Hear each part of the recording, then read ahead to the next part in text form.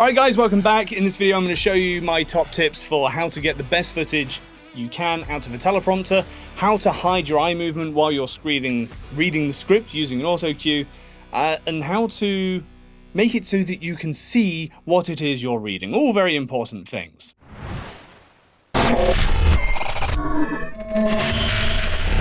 First off, make sure you have this type of teleprompter, which is the one with the hood and the platform for sitting your camera on.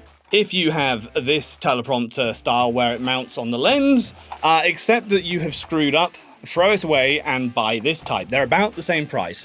I've done a video on why that is in detail. I will link that at the end of this video. But for now, let's assume we're working with a good one like this. First of all, you're going to need something that has your copy on, the thing you're reading. You would have thought I would have prepared, but no, I have not prepared. And I found the best, objectively the best teleprompter app or software there is. And believe me, I have tried all of the teleprompter and Autocue apps and softwares. I use PromptSmart Pro. It's like $3 a month. They have a free version, but I think it's so limited you can't do anything with the free teleprompter software or the free teleprompter app. So if you're doing more than one video, it's well worth the investment. It has speech tracking so that as you speak, it moves the Autocue or the teleprompter for you. So it's like automatic. It's great. Especially if you're by yourself trying to record stuff, it's brilliant. So here we go. So when you set up your teleprompter app or your software, your Autocue app, you need to make sure you inverse and reverse the image because you're going to be looking at it in a mirror. So we're going to get this set up here and we're just going to position this here. Now, when you add your script to the teleprompter, what you want to do is look at the image. You want to adjust the hood until you get this image as perpendicular, like angle-wise, to your viewpoint as possible. Don't try and adjust the hood. Like if your script's way out here, don't try and adjust it to get it in view like that, because now it's really difficult to read. If that happens, what you want to do is move your copy closer to the teleprompter and then angle the hood down and see how clear that is. Sorry, the light. Normally the light's behind the teleprompter, so you won't have this issue. Angle the hood down. Perfect, right? That's going to make it really easy for you to see and read.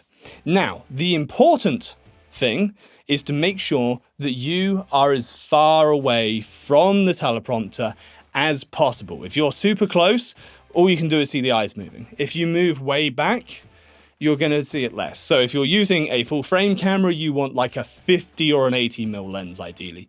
If you're using a APS-C camera for a teleprompter, you can get away with a 30 or ideally you want like a 50mm lens.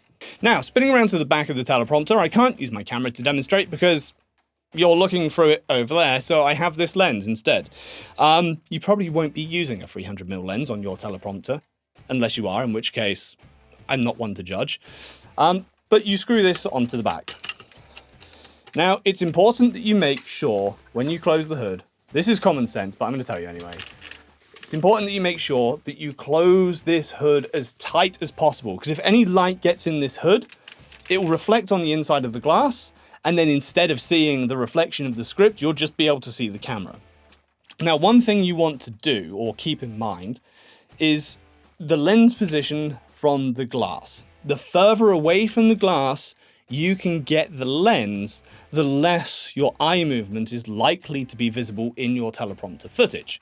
So you move it as far back as you can in most cases. If you're using a 30 or a 50 with an APS-C or a 50 or an 80 with a full frame camera, that shouldn't be an issue for your shot being wide enough to catch the edge of the teleprompter.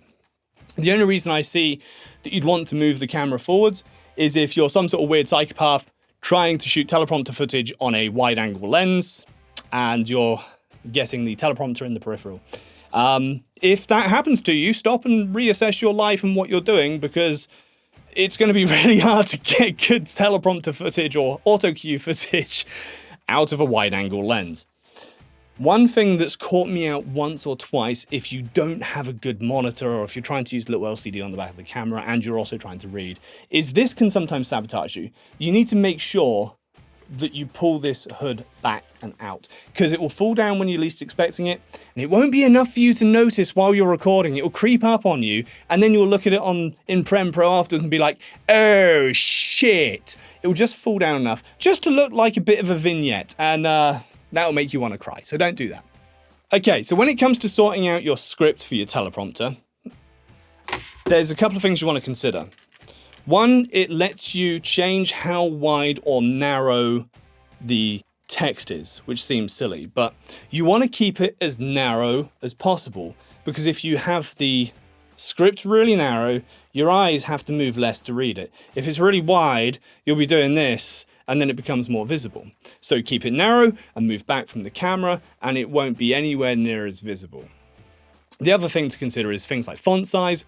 Make the font as small as you can comfortably read. Now, obviously, if you're way back from the camera, you're going to have to balance this out a little bit with a slightly wider script and a slightly larger font. But if you're that far back from the camera, it won't be an issue. If you're using a wide angle lens because you hate yourself, then you're going to have super, super narrow, super tiny text, because otherwise it's just going to look awful.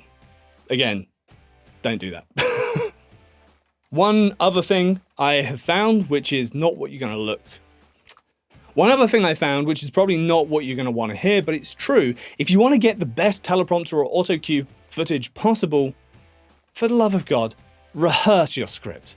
I know it takes extra time, but believe me, you will stumble so much less, you'll perform it so much better, and it'll be so much more natural. And the other thing is, if you have rehearsed the script once or twice and you sort of know what it is, your eyes will be less fixed on the lens or on the screen, on the teleprompter, the autocue, and you'll look around more, you'll emote more, and it'll become a lot more natural. You'll be a lot more relaxed. Trust me, a little bit of rehearsal time is well worth it.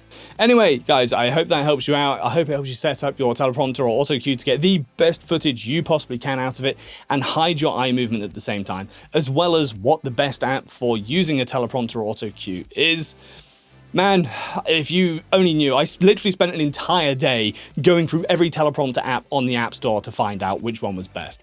If you're looking at buying a teleprompter, fantastic. I messed that up as well. I bought a real bad teleprompter. There's two designs of teleprompter, and it's really important that you get the right one.